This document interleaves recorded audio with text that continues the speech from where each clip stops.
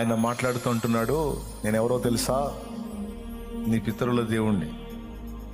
నీ పితరుడైన అబ్రహాము, ఇస్సాకు ఎవరిని సేవించారో, ఎవరిని యందు విశ్వాసం ఉంచారో ఆయన్ని నేనే. నేను నీకు తోడై ఉండి నీ సంతానాన్ని ఆశీర్వదించి ఈ దేశమును నీకును నీ సంతానమునకును నేను అనుగ్రహిస్తాను. నీ వలన భూలోకములోని వంశాలన్నీ నీ సంతతి వలన నీ వలన ఆశీర్వదించబడతాయి. నేను నీకు తోడుగా ఉండి నువ్వు వెళ్ళు ప్రతి స్థలమందు నిన్ను కాపాడుతాను.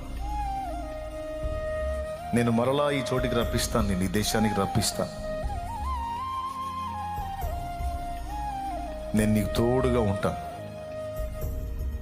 నీ సంతానాన్ని దీవిస్తాను, నిన్ను దీవిస్తాను.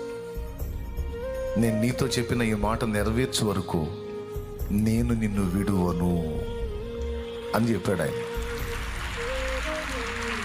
ఈ మాట నాడు యాకోబుతో చెప్పిన దేవుడు ఈనాడు నీతో నాతో కూడా ఈ మాట చెప్తున్నాడు.